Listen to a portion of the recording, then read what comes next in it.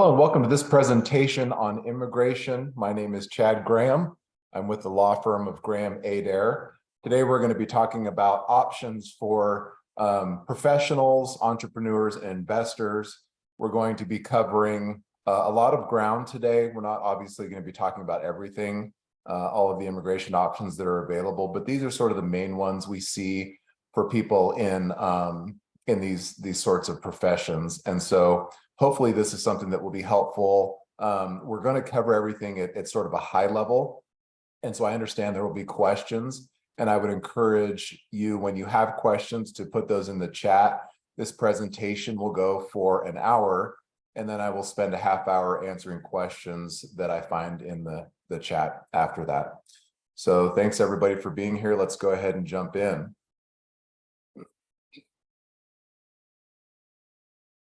Just a quick introduction about myself. As I said, my name is Chad Graham. I've been practicing business immigration exclusively for 16 years. I started my own firm, Graham Adair, with my partner, Sam Adair. We're in our 13th year now, so we've been doing this for a little while. We mostly work with companies and individuals. We work with companies in a broad range of industries, including technology, science, medical, and finance. But we work with companies in a number of different industries. We work with a lot of startups and early stage companies. We also work with mature and even publicly traded companies. So there's kind of a wide range there. And that's just a little bit of background on me. And then this is just sort of a brag slide, I guess, to talk about the firm a little bit. I mean, one of the things that we really focus on is the customer experience. And so that is reflected in our Google reviews. I'm not going to read these to you. If you're interested, feel free to look those up. But we really do appreciate the people that we work with, the individuals and the companies, and work to make sure that they have a really great experience every time they work with us. This is what the agenda looks like. We're going to start with the non-immigrant visa options, which you see on the left side there. The ones that we're going to be talking about are the H-1B, L-1, O-1, J-1, E-2, and then we're going to talk about the international entrepreneur rule, which is not technically a status, but is something it's something that might be interesting to some of you who are on this call. Then on the other side, we're going to talk about the immigrant, what we call the immigrant visa options. This is often known as the green card process. And we're going to talk first about sort of what the standard process looks like, which is typically the perm labor certification, then the I-140 and I-45, kind of a three-step process. And then after that, we'll talk about a couple of self-sponsor options that people often find interesting. That's a national interest waiver and extraordinary ability.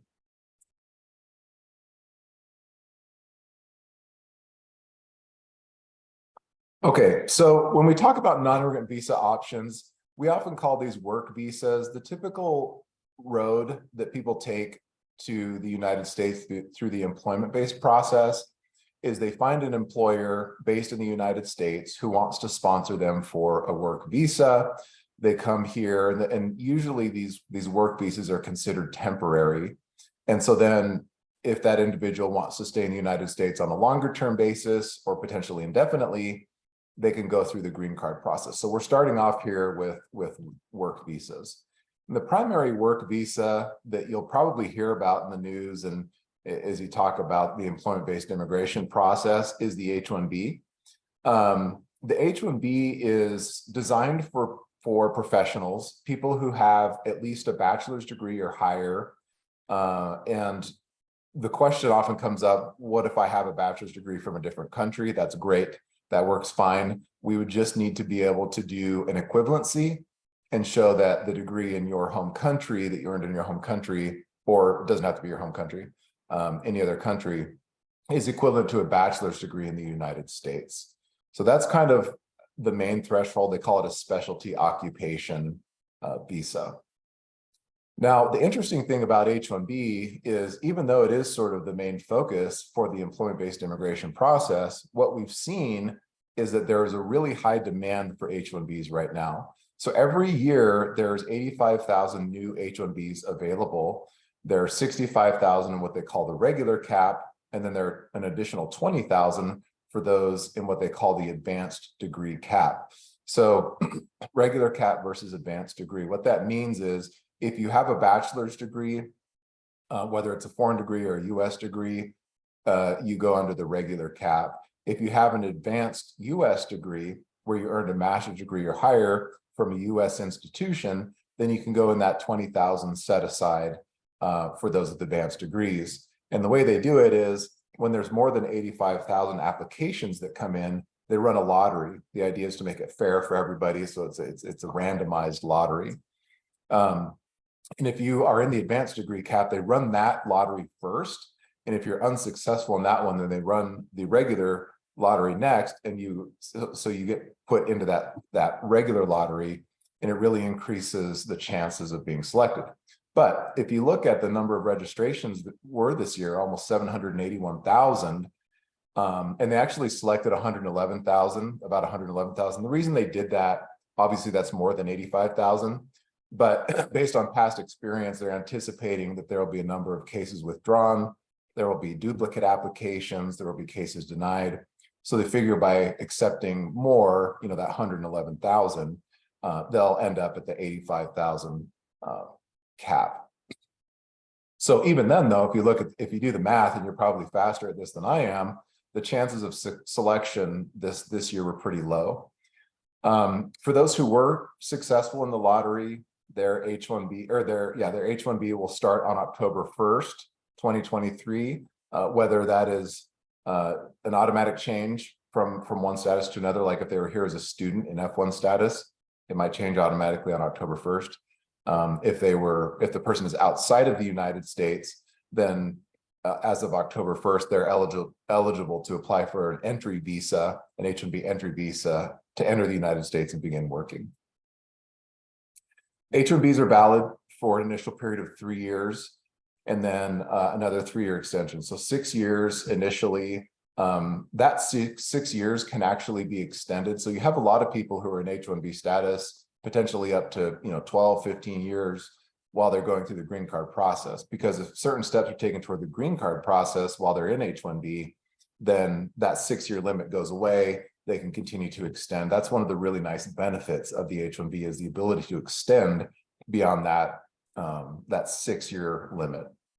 Processing times right now for H-1Bs are about 2 months with premium processing. Cases filed with regular processing is more like 6 to 12 months. People in H-1B, as I said sort of early on, it's sponsored by the employer. So it's not a self-sponsor option, but people in H-1B are able to transfer to other companies if they want to. So if you're working at a company that sponsored your H-1B and you think, well, I've kind of run my career's run my course at this company, I'd like to maybe look at moving to another company, and that company wants to make you an offer, then that new company would transfer your H-1B to them, and that 6 years would continue with the new employer. It wouldn't start over. So if you use 2 years already with the first employer, then you'd have 4 years left with the next employer. Again, starting that green card process enables you to extend beyond that 6-year limit. Something you're going to see a lot in this presentation is the term dual intent. So I'll define that really quickly. What dual intent means is that if you're coming on an H-1B, that's a non-immigrant visa. So the idea is that the person is not immigrating to the United States. They're coming here to work for a specified period of time. But as I said earlier on, people may not want to just stay those 6 years. They may want to extend and stay in the United States indefinitely. And they are able to then start the green card process because the H-1B is considered a dual intent status, meaning you can intend to be a non-immigrant and an immigrant at the same time to the United States. The reason that's important is there are some statuses that are not considered dual intent. So if you come to the United States in one of those statuses, then the ability to proceed with a green card can be more difficult and potentially not possible.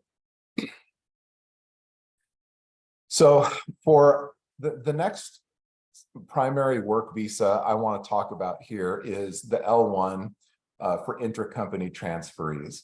And so what this is people who work for a company outside of the United States for at least 1 year, either as an executive slash manager or as somebody who has what they call specialized knowledge. That person can be eligible to transfer to that company's US office and in L1 status. And an L1A is valid for up to 7 years. So you get that initial 3 years like we had before with the H1B, but then there are 2-year extensions after that. And so you can get 2 extensions of 2 years each. So a total of 7 years for L1A.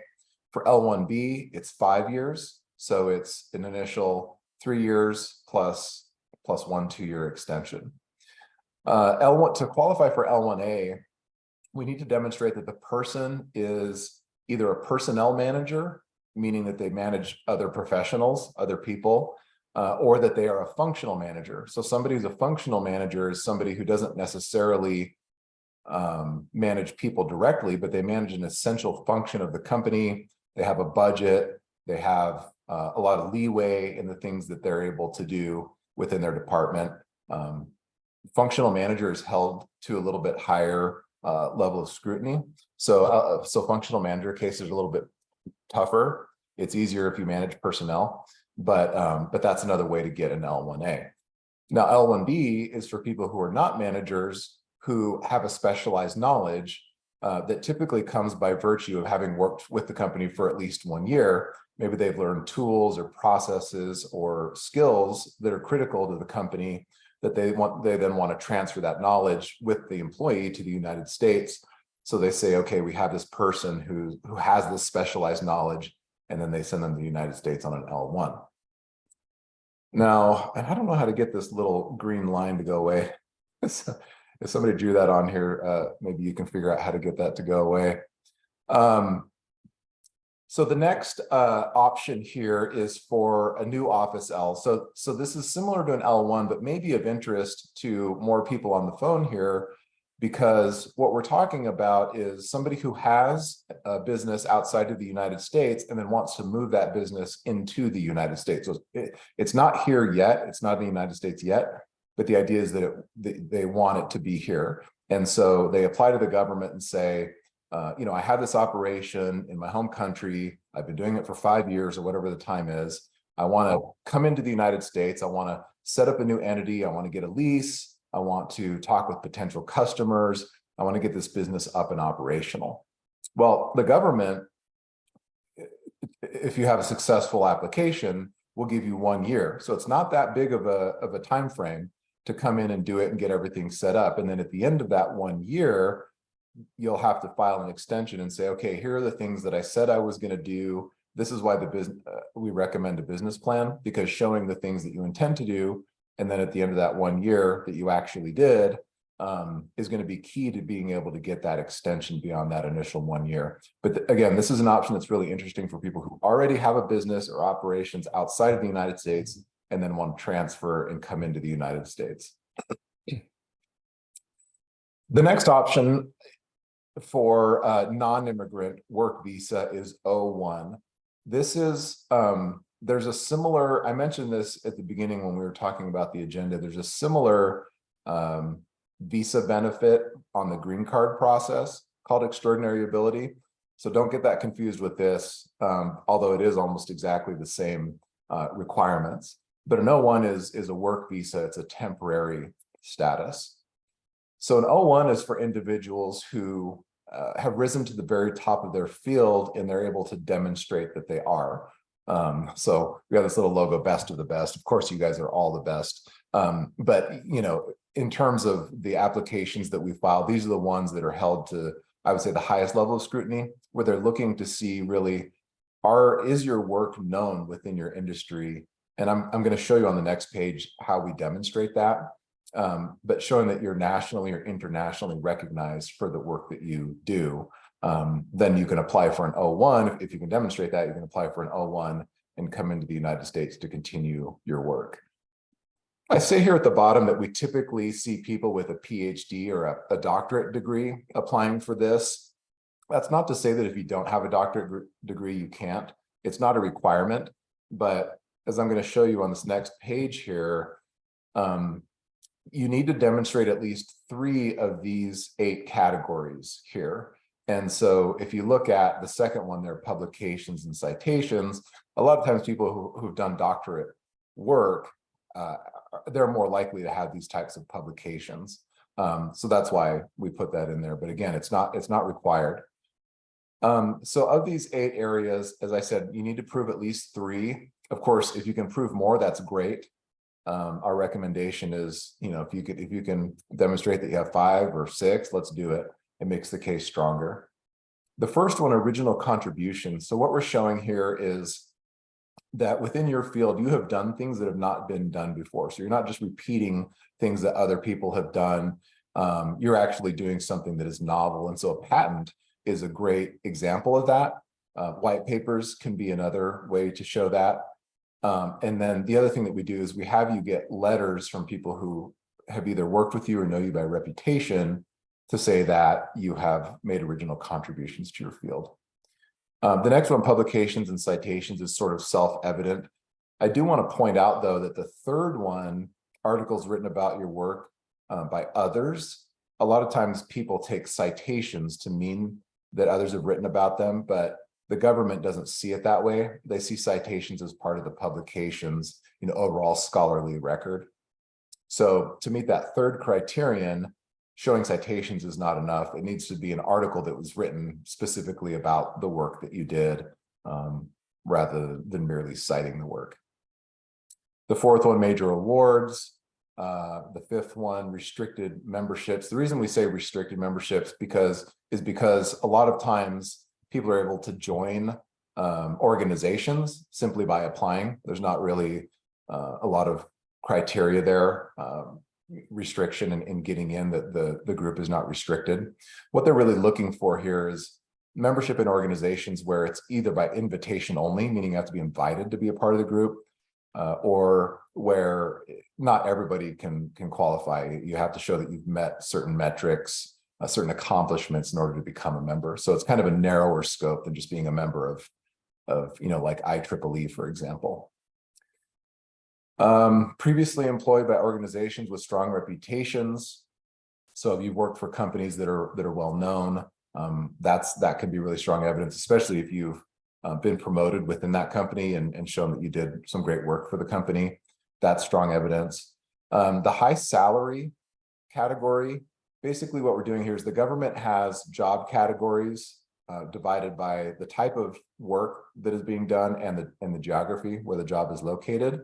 And then they have salary expectations, sort of what they would expect people to be paid within that geography and that job category. And if you make 25% or more above what the anticipated wage is, then we can show that that's commanding a high salary or other remuneration.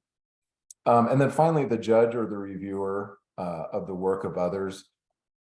So this comes up a lot with peer-reviewed articles. And peer-reviewed articles alone is often not enough. Typically, we have to show that either you've reviewed a lot of articles or that you have been on the selection committee for which articles are going to be published, or you're on the editorial board, something like that, where it's sort of a higher level than just simply a peer review. O1s are great because they're good for an initial period of 3 years. You can get extensions in 1-year increments. There's not a time limit like there is with the H-1B and the L1. But because the O1 is so closely tied with the requirements for the green card process, extraordinary ability, usually what happens is when people get an O1, after a year or two, they say, okay, I want to apply for my green card. And then they go through that process. They've already demonstrated extraordinary ability. So at that point, the application is really showing what additional accomplishments there are. And typically somebody who has an O1 is likely to be able to get their green card through that same sort of process. Dual intent. Oh, and I didn't mention this. For L1, dual intent is available as well. And for an O1, it is too. O1 is not a specific dual intent carve out, but for all intents and purposes, it functions that way. So we say it's sort of a quasi dual intent, meaning you can be here as an O1 and also work toward your green card process. Okay, the next option, non-immigrant option here is a J1 cultural exchange visa. So I'm going to start off by talking about the dual intent on this one. This one is not a dual intent status, which means if you're in this status, it's not anticipated that you will file or you will proceed with the green card process. The other thing I want to point out at the bottom left column here is we're talking about a 2-year home residency requirement. So not everybody who comes on a J to the United States needs to fulfill this 2-year home residency requirement, but sometimes they do. And if that happens, what it means is if the 2-year home residency requirement applies to you, is that you will go back to your home country for at least 2 years before coming back to the United States on sort of a long-term or a green card process. There are waivers to get around that requirement. And so if that 2-year home residency requirement does attach to your stay, it's not to say that there's not a way to get around it, but it is just something to be aware of with the J1. It's considered a cultural exchange visa. And so the idea is your country is saying, yeah, you know, we want people coming to the United States to learn these new skills and things, but then we want you to come back and share that in your home country. And so that's kind of how it's designed. And that's why this 2-year home residency requirement may attach. Now, there's a whole bunch of different categories for J1, but the ones that we see most often are the intern and trainee categories. So an intern is somebody who is currently enrolled in school or has graduated within the last 12 months. A trainee is somebody who has already graduated and has 5 years of experience.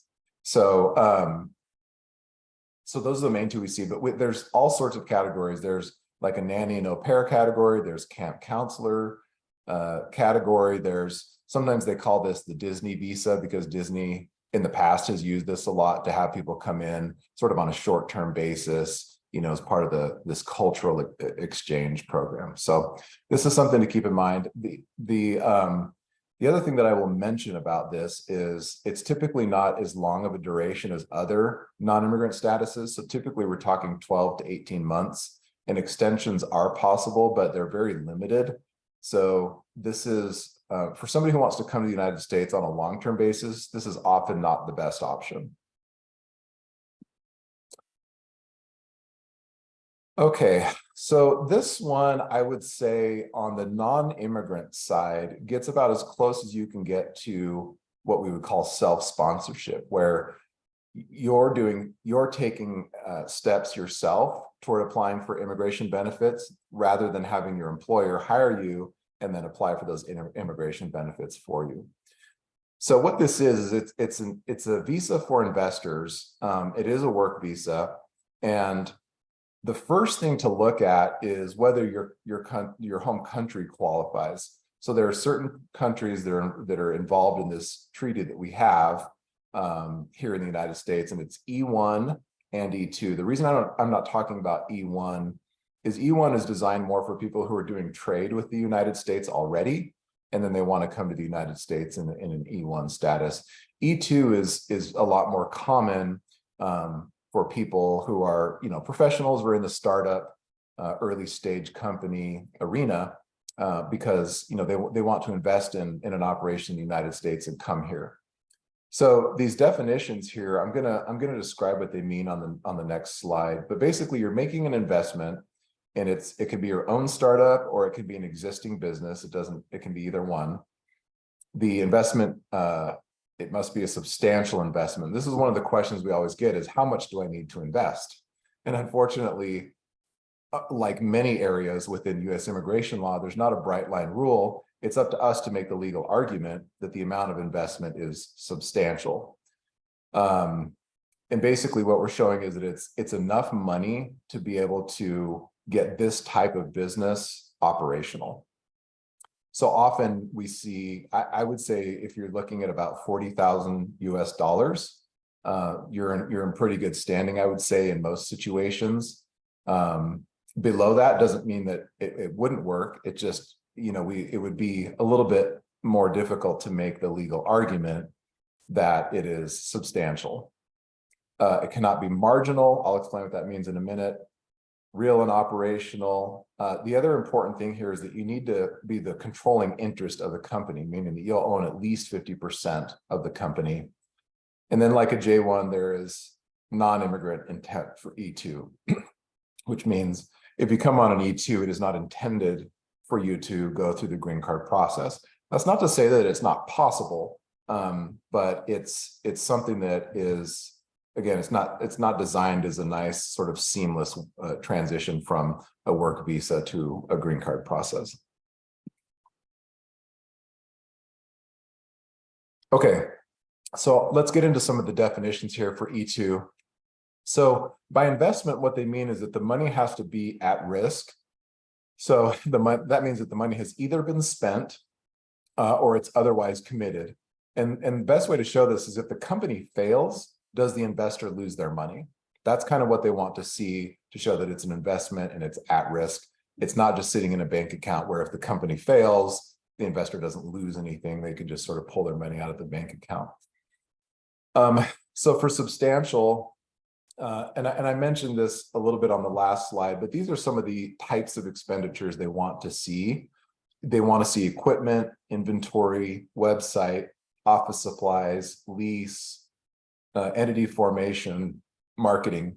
Spending money on those types of things shows that you're, those are the types of expenses they would anticipate seeing in a startup company. That's not to say those are the only areas. Obviously, there are others. And depending on the type of business you're doing, there probably are others that they're potentially even more important. But those are kind of the ones that they typically want to see. By the way, I just want to mention here that these slides will be made available to everybody. So if you're furiously writing notes, don't worry. You can just focus on what I'm saying, and then we'll provide these slides to you afterwards, so you can use it as a reference to go back. For marginal, the best way to show that it's not a marginal investment is to show that you're going to end up hiring U.S. workers. One of the things you'll see in a lot of these kind of self-sponsorship immigration options is that the government wants to see that, you know, by allowing this person to come into the United States and work, they're going to be creating jobs. And so having a business plan as part of an E2 is very important to show that, yes, we are looking at creating jobs within the United States.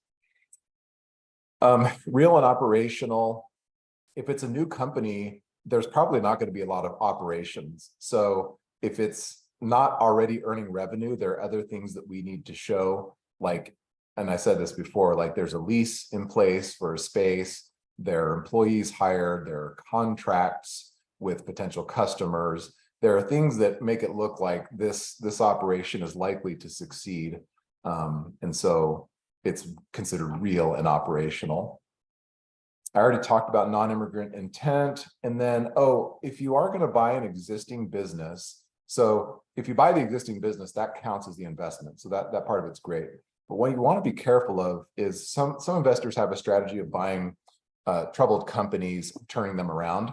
But that wouldn't work well for an E2 because the government they want to see that the company that is being acquired is already successful and is already profitable. So if you are going to buy an existing company, it should be a profitable company. Okay, so the last one on the non-immigrant side that we're going to talk about is the international entrepreneur rule. It's considered a temporary parole. And the reason this is actually not a status, this is a carve-out option that came up during the Obama administration, where the intent was to entice more investment within the United States. And so this is a temporary rule.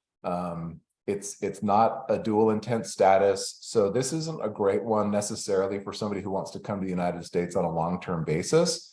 But for people who are looking to, set up a legitimate business based on investment, this can be a good option. What they're looking for is that there's significant public benefit and potential for growth. And again, you're going to see here job creation. They want to see that job creation. Now, one of the main differences here is that you don't need to be the controlling interest of the company. You do need to own at least 10%. But the other difference between this and an E2 is that in an E2, you could be a passive investor, meaning that you're not involved in the day-to-day operations of the company. But here with the international entrepreneur rule, you do actually need to be involved in the company at the operations level, like a C-suite executive is really what they're looking for. It needs to be an investment in a company that was started within the past 5 years, so kind of a newer company. And then the other major difference here is that they're not looking for your personal investment. What they're looking for is investment from a qualified investor. So the best way to demonstrate this is with if there's investment from a venture capital company. Obviously they'll be able to, well, they should be able to provide a good track record of companies that they've invested in successfully in the past. If the investment is coming from an individual, that can work as well, but it's harder often to prove that the person has a great track record of investment. The nice thing about this is they do provide a bright line rule on how much money needs to actually be invested. It's a minimum of $270,000 or 110 if it's a government funded project. Those amounts are subject to inflation every year. So it's not a static number. It's something that will change year over year, but that's not exactly what it is right now, but that's very close to what the current requirement is. Okay, before we launch into the green card process, I just want to reiterate a couple of things. I'm sure there are questions. My contact information is, I'm going to provide that at the end. I also hope that you had the opportunity to follow us on LinkedIn, or if not, I'll have another QR code at the end. If you have questions as we go through, put those in the chat. This presentation is designed to end in an hour. So we have a half hour left. And then after that, I will answer questions in the chat for another half hour. Okay, let's talk about green cards.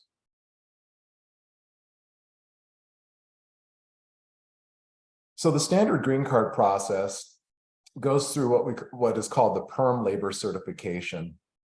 And you're going to see here EB2, EB3, EB1, these different categories. It may not make sense to you right now. I'll explain what this means in just a little bit. Basically, what it stands for is the employment-based first, second, third preference categories. It's just a way that they divide up. There are 140,000 new immigrant visas or green cards available through the employment-based process every year.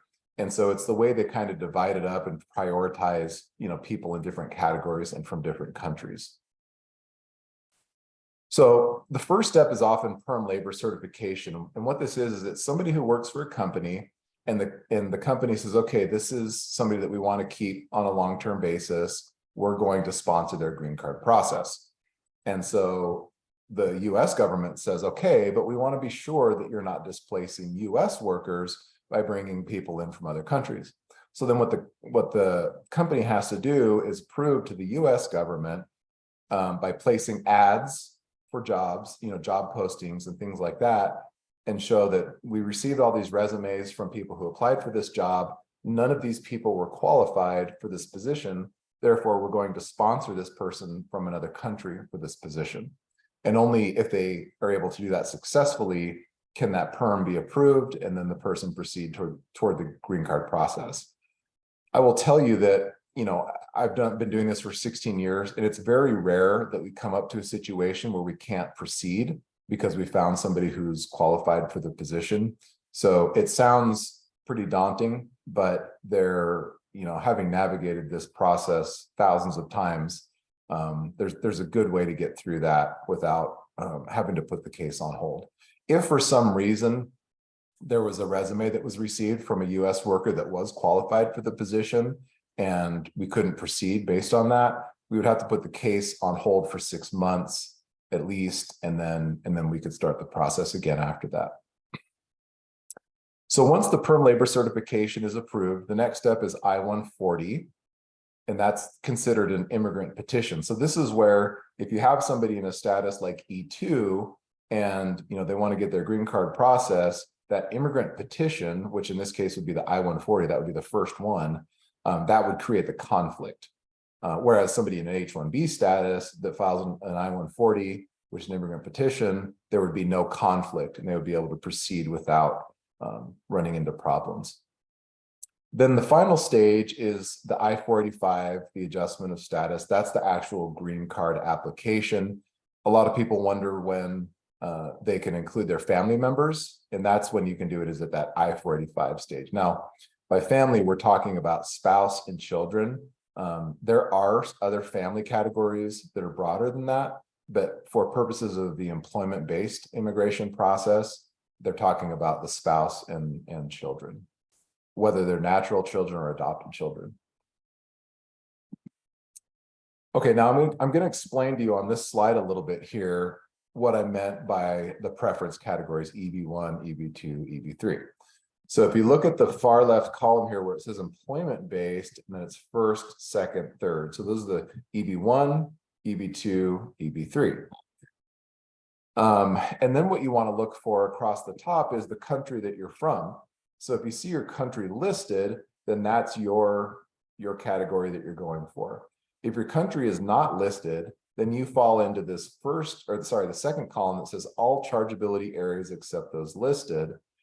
And that means, what that means is that your country is not oversubscribed. So they limit each country to no more than 7% of those 140,000 new immigrant petitions every year. So for countries that apply for more than 7%, there starts to be a line that forms, and that's what they call retrogression. So you see this word here at the bottom of this slide, retrogression. It basically means how long that it's anticipated that you're going to wait for your green card. So let's look at a couple of options here. Let's say that you're from Germany and you're in the first preference category. There's a C there, and what that C means is current. That means that there's no wait for your immigrant visa petition, meaning you can apply for your green card right away.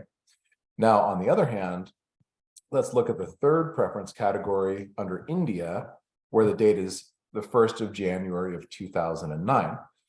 So what that means is if somebody files today, and I'm going to define this other term here, priority date. What priority date means is it's the first step taken toward the green card process. So if you go through that standard process, that's the PERM, I-140, I-45, it's the date the PERM is filed, and that marks your place in line.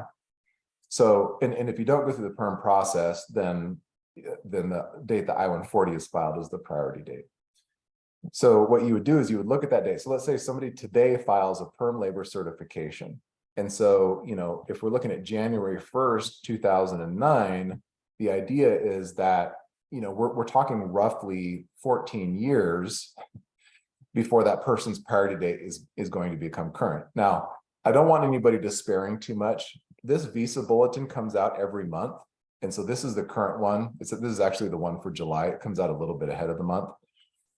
So this is the one for July. But the government's fiscal year ends at the end of September. And so what we're seeing in these dates is that the government is squeezing down the number of applications that are going to be eligible to be filed because we're nearing that 140,000 limit that they can't go over before the end of September. Then what will likely happen is the October visa bulletin will come out. These dates will open up a little bit so that more applications can be filed. So even though right now, according to the July visa bulletin, somebody from the third preference category in India might have to wait 14 years, it's hopeful that they're not actually going to have to wait that long. But again, this is why it's important to be in a status like H-1B that can be extended, sort of indefinitely while the person is waiting for their green card. Okay, now outside of the standard green card process, there's a couple of processes I want to talk about. These are not the only ones, but these are the ones that I find are most common for people in these industries. So the national interest waiver falls within that second preference category. And these are kind of the four things that need to be proven: that there's substantial merit, it's in the national interest of the United States, the person who is applying is well positioned to be able to carry out that work, and then on balance, it's beneficial to waive that PERM labor certification requirement that's typically required. And as you'll recall, that's the requirement where the company has to say, we're not displacing US workers. So when the government approves somebody under national interest waiver, what they're saying is, the work that this person is doing is important enough and beneficial enough to the United States that we don't care. I shouldn't say we don't care. That the priority is to get this person here and not do a test on whether it's displacing US workers.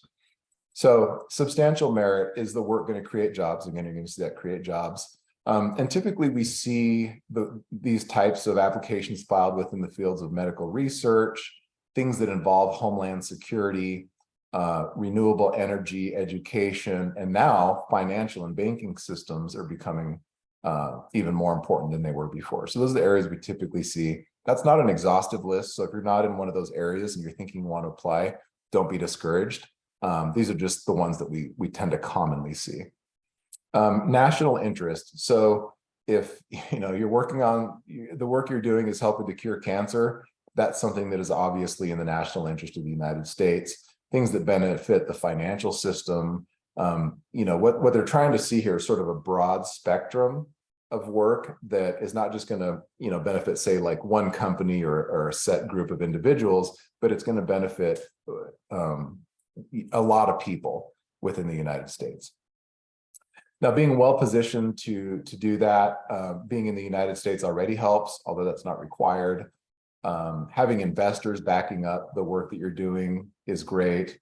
Having patents in your name that you're going to be able to execute is helpful. Endorsement letters from others, contracts from customers. These are the kinds of things they want to see, that if they do let you come in and get your green card through the national interest waiver process, you are actually going to pursue that work. And then I kind of described this last one, that it's beneficial to waive the labor certification process. The nature of the work is so important to the country that they're not going to require a test of the US labor market. I just want to go back one slide and explain one thing. So again, that national interest waiver is in the second preference category. So you can see, where it says second there. Now, if you look, for most people, the second preference category is pretty good. It's not that long of a wait. We're talking a year or so potentially. And then for China, it's a little bit longer. But then if you look at India, a lot of times I have people from India who want to do this. And I'm saying, look at how long of a wait you're still going to have. It's really probably not worth the time and the effort to do a national interest waiver. What they are probably better off doing is trying to get into that first preference category, which they can do by doing this next thing. This is the extraordinary ability. And if you were here at the beginning when we were talking about O1s, this is very similar to that, almost exactly the same in terms of the requirements. And basically what we're showing here is that the person is nationally or internationally recognized for the work that they do in their industry. On the right side there, you see the 8 categories. We need to prove at least 3 of those categories. And so somebody from India who's looking at a national interest waiver, or even if they get it, they're potentially waiting 10, 11, 12 years. My advice is wait a little bit longer, work on achievements and accomplishments for the next, even if it takes 2 or 3 years to get more publications, to get a patent, to win some awards, to do review work, things like that. It's worth it to get into that first preference category, which, is much shorter. So I'm not going to spend a lot of time on this because I went through it with the O1, but I am happy to take questions about this in the chat afterwards. So these next few slides are sort of reference slides. And as I said before, these slides will be made available to you. So don't feel like you need to write all this down. But I thought it was helpful to kind of see everything together in terms of, for this slide, how long does it take? How long do these things take? The other thing I want to point out here is if you see, so premium processing is a way to get an application approved much faster than the standard process. So what it is the government requires an additional fee, and it's actually a huge fee. It's $2,500. But if you do that, if you file your case with premium processing, then you can get a decision within 15 days instead of the standard processing time. So there's some applications where it really makes sense to do it. It is expensive, but it gets a decision much faster. So the ones where you see a PP, In green, that means they're eligible for premium processing. If it's red, that means they're not eligible for premium processing. So an H-1B, for example, where the normal processing time is 6 to 12 months, a lot of times your company will say, well, we'll pay the premium processing fee because we need this person to start, in 2 weeks or 3 weeks and not, 12 months. And so they may file your case with premium processing. The L1s are also eligible for premium processing, whether it's a standard L1 or a new office L1. O1 is eligible for premium processing, but see, this is one where I would say in most cases it's not worth it because the standard processing time for an O1 is about a month.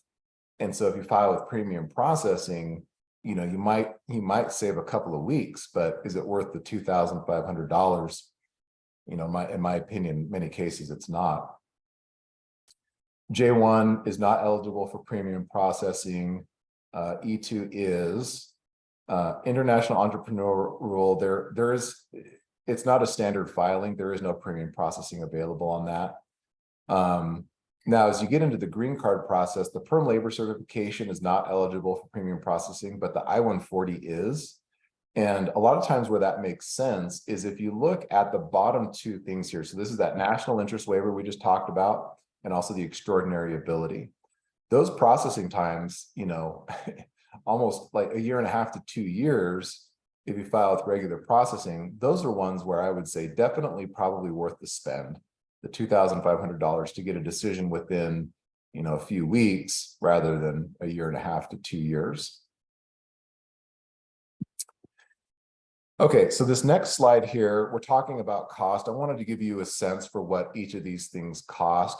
There's a lot of variation here. And so what's listed after the range is what the variations can be. So the law firm fee, obviously what your law firm charges is going to make a difference in your overall cost.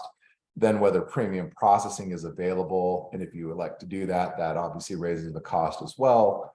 If you have dependent family members, a spouse, children, there's going to be additional cost that goes with that. If a business plan is involved, so there's a number of different variables there. So those are listed out as well. But this will give you a sense for kind of how much each of these processes cost. As you can see here, with the perm plus I-140 step, for a company to sponsor one of their employees for the green card process, it's very expensive because often they'll pay for that I-485, that third step as well.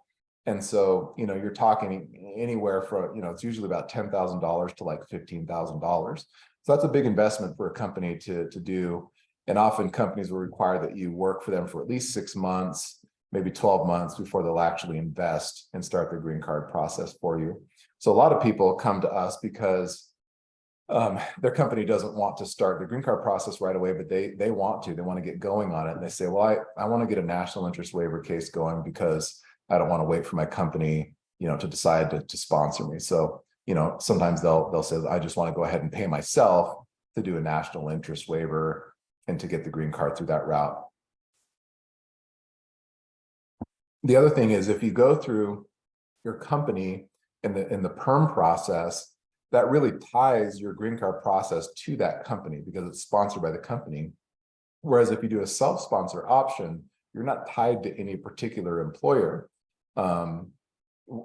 Once you get your green card, and really even in the process itself, once you get your EAD card, you're really eligible to work, in any endeavor. Okay, and then this is, I think this is my last slide. So the question is, how long is everything valid? Again, this is a reference slide. You can receive this at the end of the presentation and refer back to it. But I also talk here about which ones are dual intent.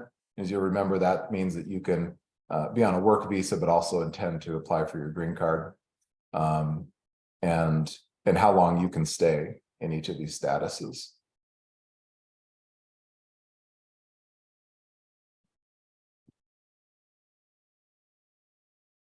Okay, with that, I'm going to go ahead and get into the chat here and start answering some questions. If you want to add some questions, feel free to go ahead. I will start from the top here. and work my way through this. Let's see here.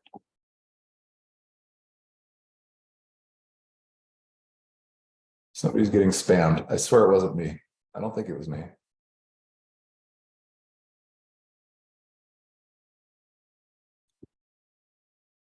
Okay, this first question says a Canadian citizen can apply directly for US green card. Yeah, Canadian citizens are eligible for green cards, like anybody from any country. The main difference for people who are Canadian is that they are visa exempt. So somebody on an L1, for example, from Canada who wants to come in can actually apply right at the port of entry rather than being required to apply at a US consular post in their home country, in Canada, before they come to the United States. What is the previous advance parole? 250,000 changed rule.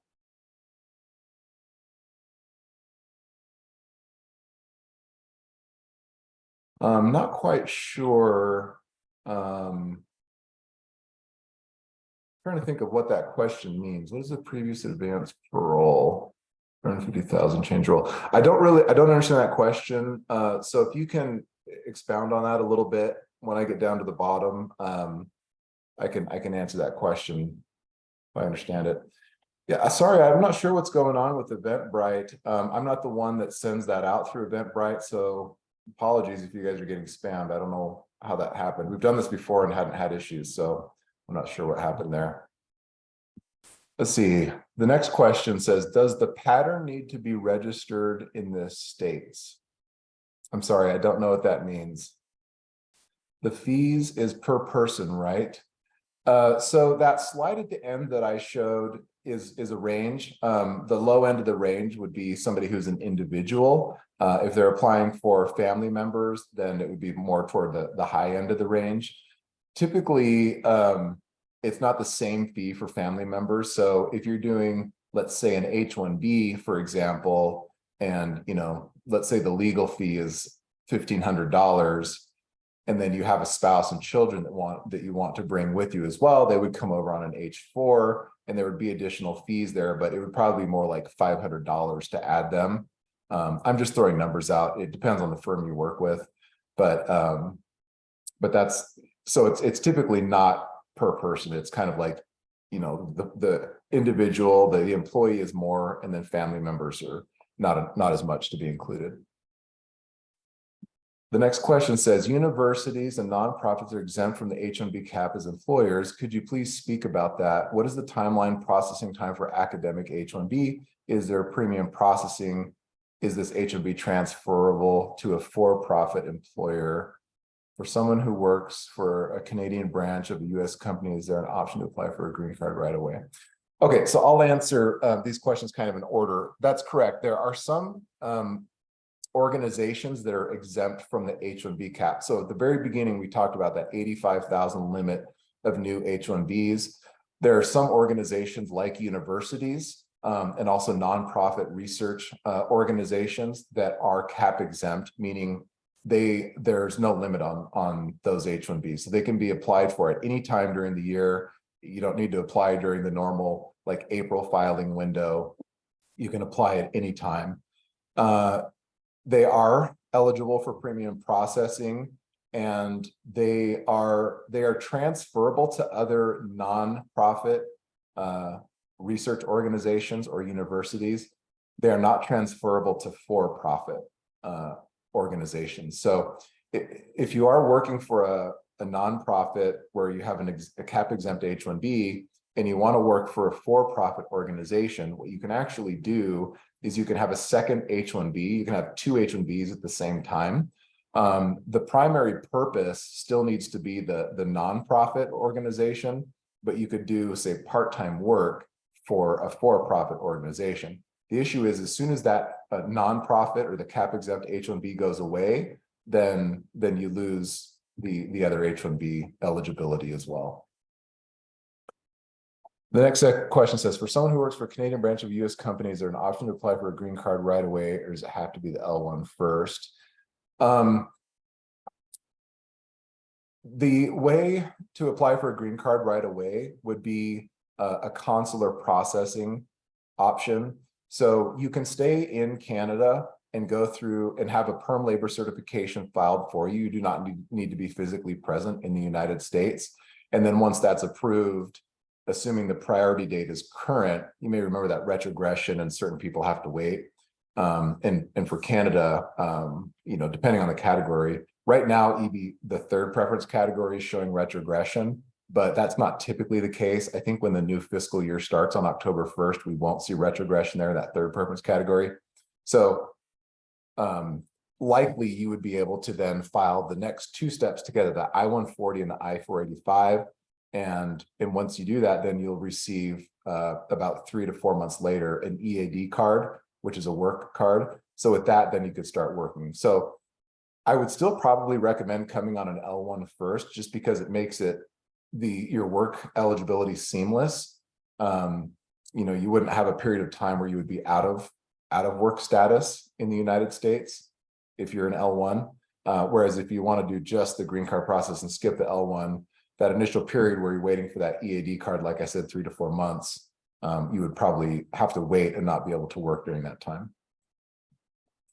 Okay, next question says, what is alternative to H-1B visa?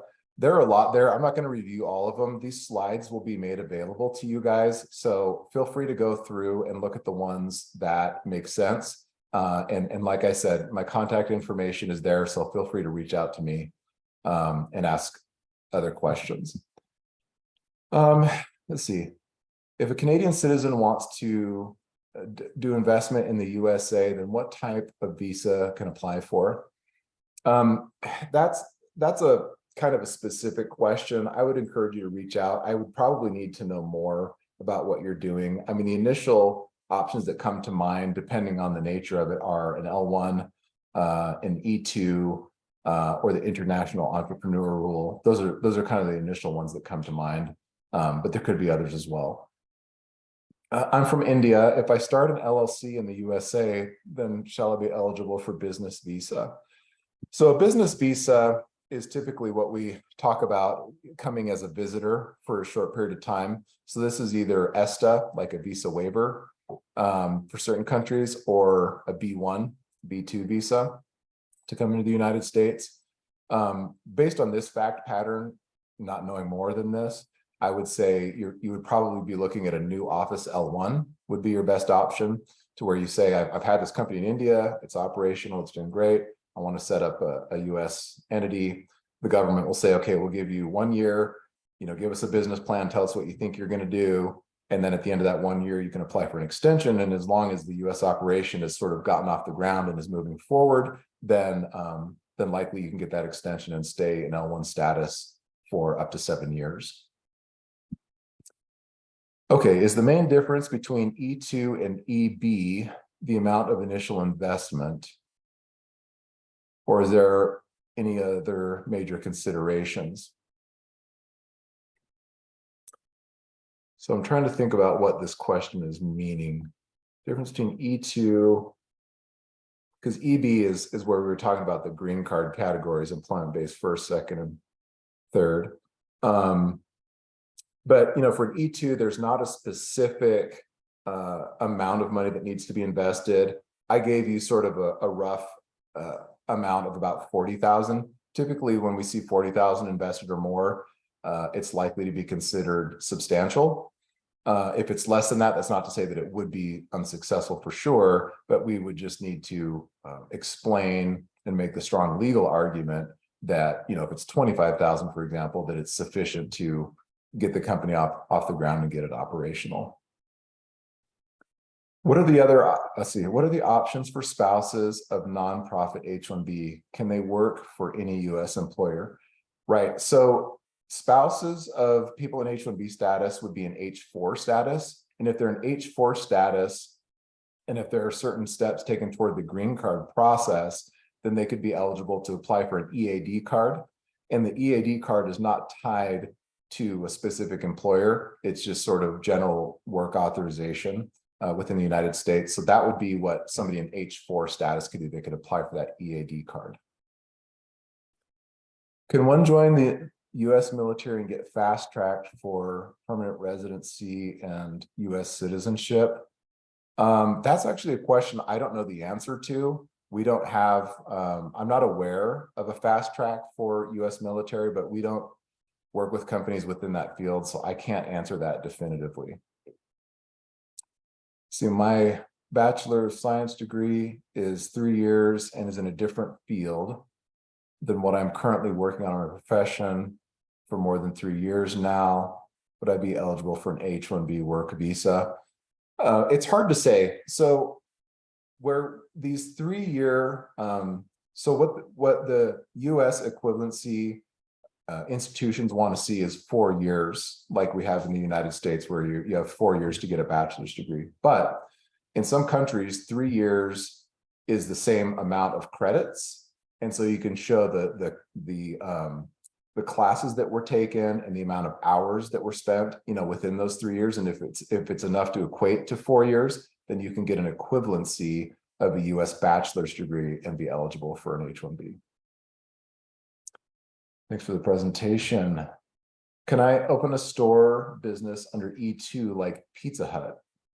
Yeah, so that's where the option is to buy an existing business. If you make that investment to buy that franchise, that specific location, then I would say yes, that it would definitely qualify for an E2. Can a real estate investment qualify for any status? If so, how much?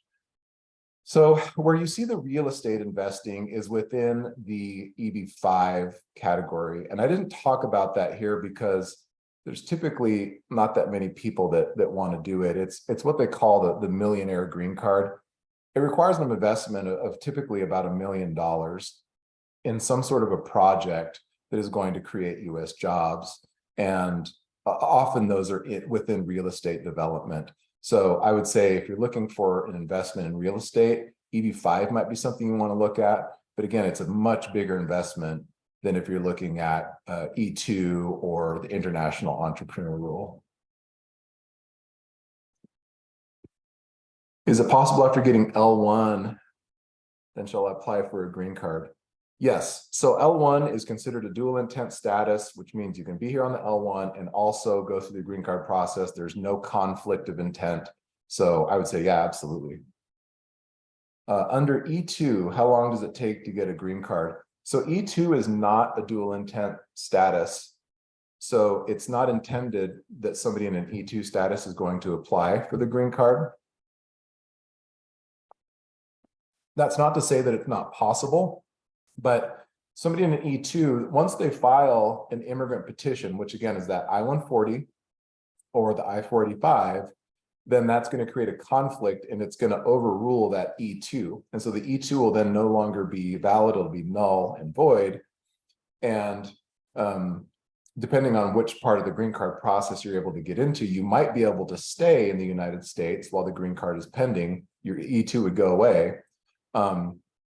But you may not. So going back to that visa bulletin, if you are in a category that is current and you apply for a green card, then you can stay in the United States because then you can apply for the I-140 and the I-485 at the same time.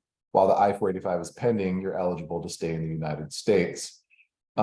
If you're in one of the categories that's retrogressed, meaning there's a date there and you have a wait, then you would not be able to stay in the United States during that time. Once you filed that immigrant petition, you would need to be in your own home country and wait until you could come back to the United States. So that's why I'm not saying it's not possible, but it's tricky.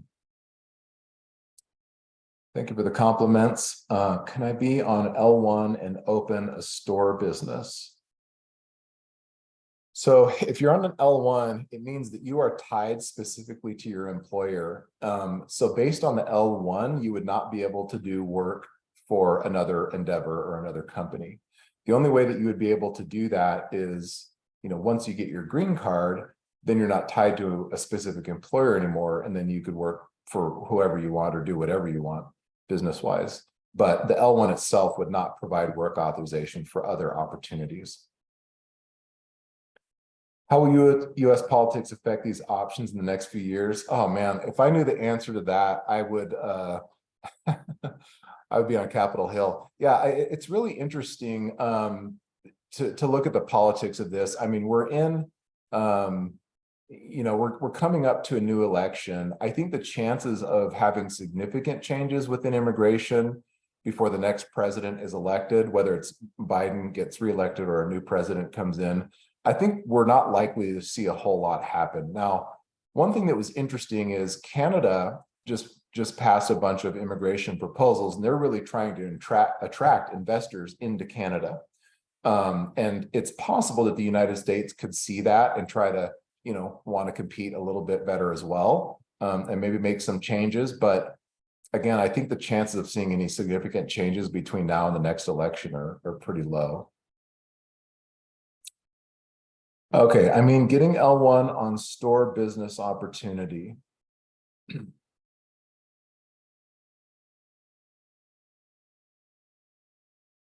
So I would encourage whoever's asking that question, I would encourage you to reach out to me so we can talk a little bit more about this. I don't know that I'm fully understanding your question.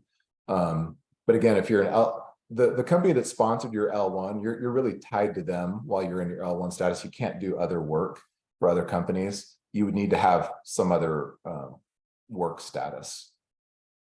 What are the options to get employment authorization for H4 spouse without taking steps toward the green card process? So there have been some changes recently to how the H4 EAD process is being done.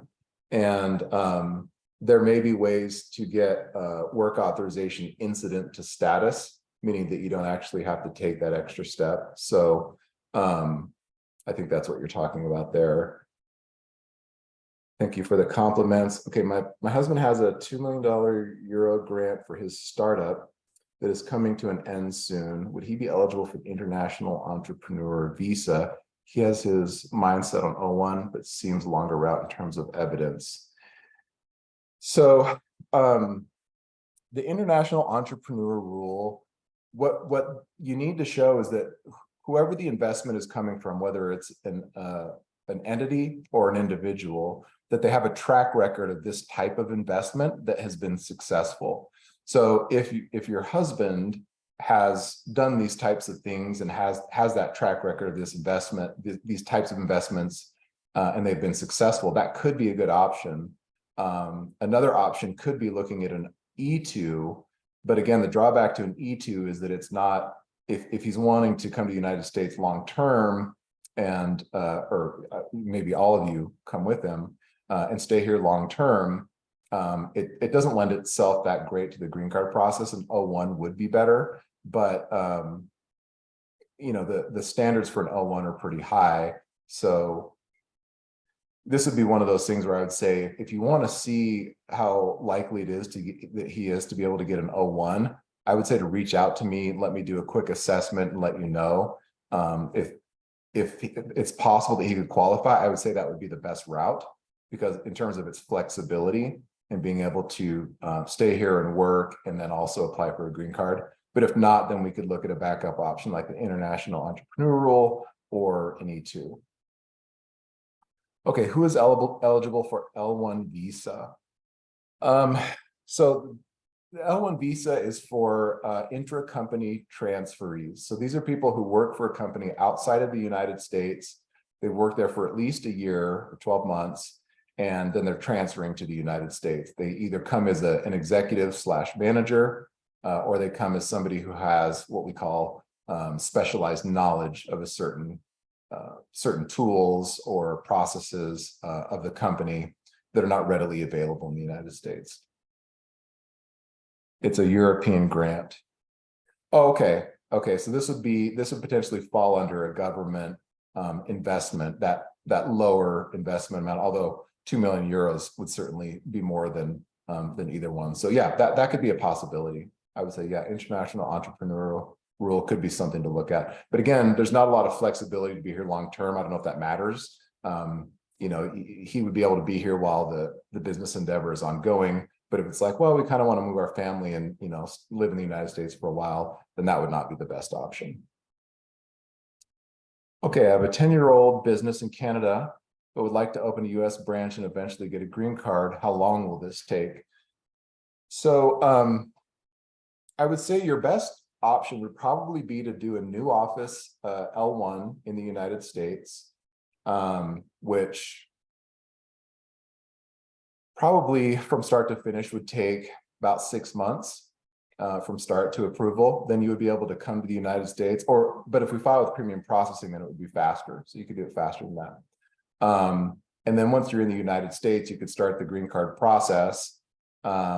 And that depends on a lot of factors, including the category that you're in. But I would say, being from Canada, we're probably talking I would say you're probably talking 2 to 3 years for an IT consulting business. Okay. Indian citizens can apply for L1 visa. Yes, Indian citizens are eligible for L1s. And it looks like we've reached the end of the questions. We've still got a little more time, so I'll wait another minute or two to see if there are any more questions. I'll do one final call for questions, and then we may end up ending just a little bit early.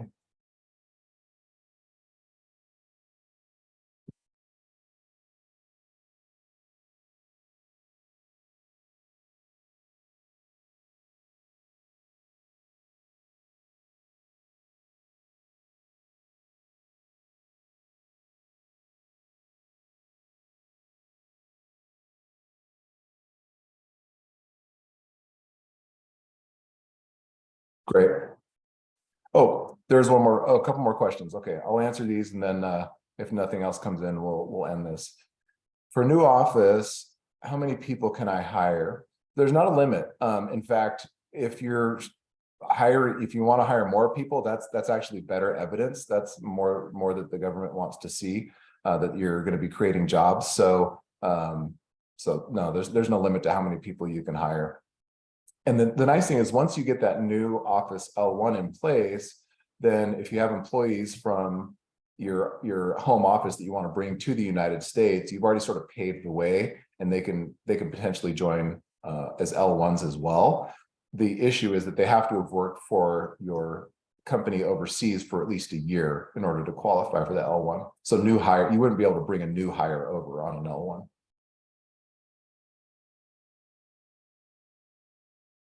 Okay, is marriage to a legal resident an option? So marriage to a US citizen is one of the best ways to get a green card. Marriage to someone who is a permanent resident of the United States is a much longer process. If they're a citizen, it's a very fast process. If they're not, it could be a long time. Now, if they are already in the United States and you are still back in your home country, you can apply for consular processing. So you can apply to come to the United States through a US consulate in your home country. Like I said, it does take a while, potentially a year or more, but that's something that you could look at doing as well. What proof to show the business is running? There's a lot of different things that you need to show. And I assume we're talking about a company in another country that then you want to set up a US office. So they're going to want to see bank accounts. They're going to want to see tax returns, lease in place, payroll records, all the normal things that you would expect to see from a company to demonstrate that it's operational, that it's profitable, and that it's a viable company. I'm Indian citizen. If I marry a US citizen, how much time will it take to get a green card? We are probably talking about the processing, right? Sorry, I'm trying to remember off the top of my head what the processing time was. I think it was, well, I should say, the nice thing is once you marry a US citizen, then you're eligible to apply for the green card. So while the green card is pending, you're eligible to remain in the United States. You can apply for an EAD work card. You can apply for advanced parole for travel. So for all intents and purposes, you can enjoy sort of all the benefits of the green card. But the actual green card might take 18 months to be approved. It does take a while. And unfortunately, the green card, that I-485, is not eligible for premium processing. Okay, can you give me some more examples of qualifying for O1, like a TV appearance? Does a membership in a very prestigious university alumni club count? Yeah, those are the kinds of things that that would be very helpful. So a TV appearance, depending on the nature of the event, can show that the person was invited on because they're an expert in their field, and people sort of trust their opinion on whatever the topic is. Yeah, so that's great evidence. University Alumni Club, again, that's an organization that's not just sort of open to anybody. And especially if he's more involved, like, if he's on the board, let's say, or something like that, or if he's been in it for a long time, that could be something that could be counted as a membership. So the 8 categories, I don't know if I can go through all these, but we're talking about publications, things that they've written, work that's been written about them. So this TV appearance would count as something like that, that somebody's acknowledging through, in this case, TV media, that they're an expert in their field, that they have commanded a high salary compared to the industry, that they have worked for a prestigious organization in the past, that they have won awards, have been a reviewer or a judge of the work of others. Again, we're going to provide these slides afterwards, and the slides show what all the categories are. And if you have any questions, I would encourage you to reach out, and I'd be happy to talk through it. A lot of times what I say is send me an updated CV, and then I can give you sort of a sense of whether it's worth digging in a little bit more and seeing the strength of the case, or if we should maybe look at some other options. Okay, LNA for a single man, is that passable to take mother?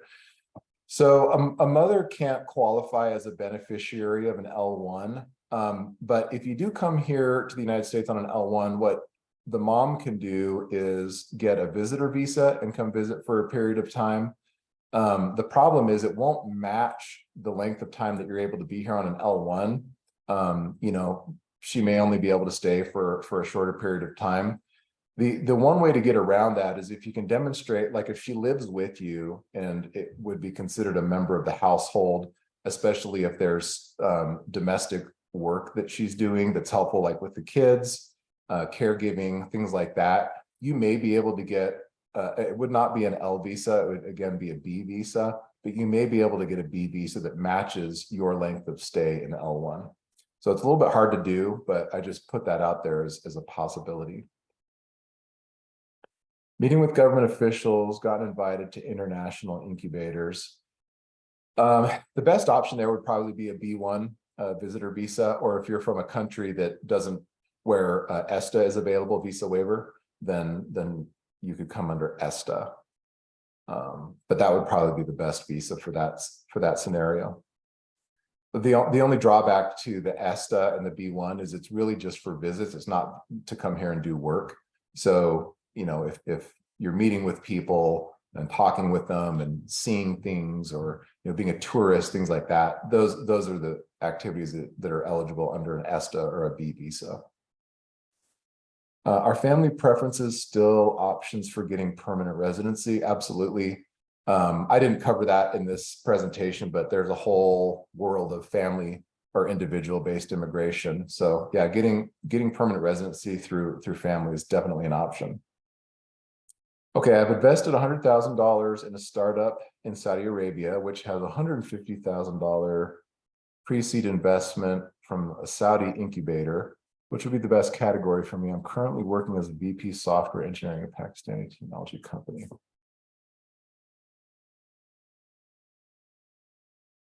So